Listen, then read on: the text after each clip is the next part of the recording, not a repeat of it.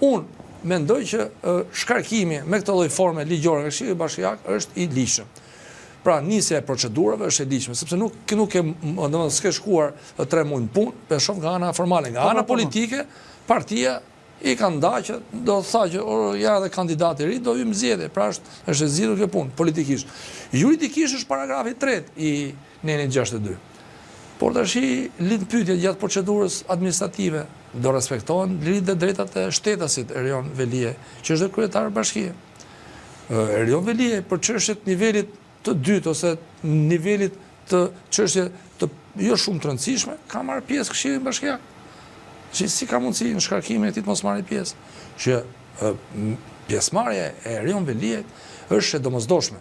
Kjo bazuar në nenin 42 të Kushtetutës, që çdo kush ka një proces ka të drejtën e një procesi të rregullt ligjor në kuadër të zbatimit të shkeljes të lirive dhe drejtat e tij. Me sa kujtoj për këtë arsye nga që nuk u pyet, u refuzua nga kushtetuesi. Kështu që parimi i precedencës jo precedencës i vendimeve, si quhen vendime. Këto janë vendime që dalin për, domethënë që vendime unifikuese. Domethënë për saksimin e praktikës, për rregullimin e praktikës. Si rregull, një person duhet dëgjohet. Tash do ta dëgjosh. Tani ky njeri duhet dëgjohet. Po ç'do ta dëgjoj Këshilli Bashkiak në Velie se ata i patën shkruar që po morën leje nga Spaku, mund vish. Kërkesë zyrtare Zotit Velie nuk i kanë dërguar. Dhe Zoti Velie kërkesë zyrtare Spakut nuk ka se si t'i dërgoj për sa kohë nuk ka kërkesë zyrtare nga Këshilli Bashkiak. Këshilli Bashkiak t'ia referoi rastin, pastaj Zoti Velie ja kërkon Këshillit Bashkiak, Këshilli Bashkiak referon Drejtorisë Burgjeve dhe Spakut. Besoj se kështu është procedura. Mendimi im, procedura është e tillë. Kërkesa e Erionit po. Mund ndodh një kryetar bashkie, e di që është keq puna dhe nuk vjen. Ço me shkrim nuk përfitoj nga ky drejt. Por parimi i gjimit është një drejt që ka kohë që, pra, duhet kemi parasysh, fillimisht parimi i gjimit ka qenë vetëm për drejtën penale. Dhe lind që në kohën e Magna Carta Libertatum 1215, pra, janë disa akte që kanë dalë në Angli që herët, pra çdo kush që i hiqet liria duhet dalë para gjyqtarit. Tani me evolimin e drejtës, parimi i gjimit nuk është vetëm tek e drejta penale, po ka kaluar edhe te drejtat e tjera, por të drejtat civile dhe administrative. Por kjo është e drejtë civile, se në thelb për Velin është edhe e drejtë pune, pra ky ka pas punë këtu. Pavarësisht se e zgjedhur nga populli, kjo kontratë që ke ti me popullin ka se të kanë zgjedhur. Pra është kontratë pune. Pra dhe shkeljen e kontratës punës, kur një person, një pastruese të largosh nga puna, është parimi i gjimit.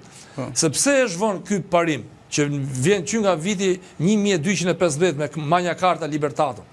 Vjen sepse gjatë debatit, njerëzit dëgjojnë se çka ka ndodhur, dëgjojnë konfliktin dhe mund ndryshojnë dhe mendje.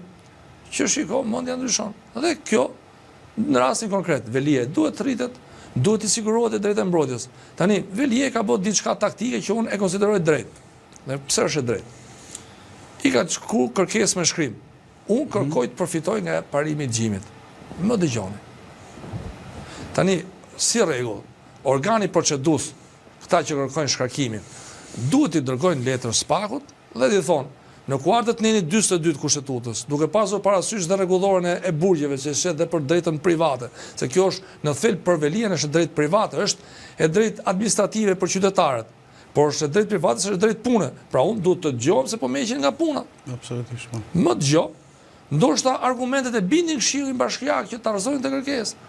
Bëhen shumica për shembull, bëhen. Dhe pavarësisht se ka u kry batë, si sta Arsen Rusta. Më thënë, ka marruar por parimisht disa të drejta formale neve duhet ja vëmë. Edhe në kohë diktaturës, edhe në kohë në revolucionin francez, ai që do vare i jepet fjala fundit, pra dëgjoj një çfarë dëshire ke, njëri pinte cigare, tjetri lete një amanet. Pra tash ne jemi vend demokrat, domethënë jemi vend demokrat. Synojmë të shkojmë në Evropë dhe të mos ta dëgjojmë fare këtë që ka pas që dhe është i pari Tiranës, kështu që le ta dëgjojnë formalisht çfarë do të thotë ai që s'do ta dëgjojë të mbylli veshët. Por këtë drejt formale mos ja heqin, sepse është e drejtë e cili i takon. Ja kanë hequr gjë. Se kanë kry punë. Sepse sot mbyllet Këshilli Bashkiak për ta shkarkuar, Erion Velia s'ka dërguar as kërkesë SPAK, kështu që ato mbledhen për më pak se 1 orë, pra 45 minuta mbledhen dhe ai nuk ka se si të shkoj pa... Tashi, Andi, kjo ka një logjik thjesht. Erion Velia është i burgosur.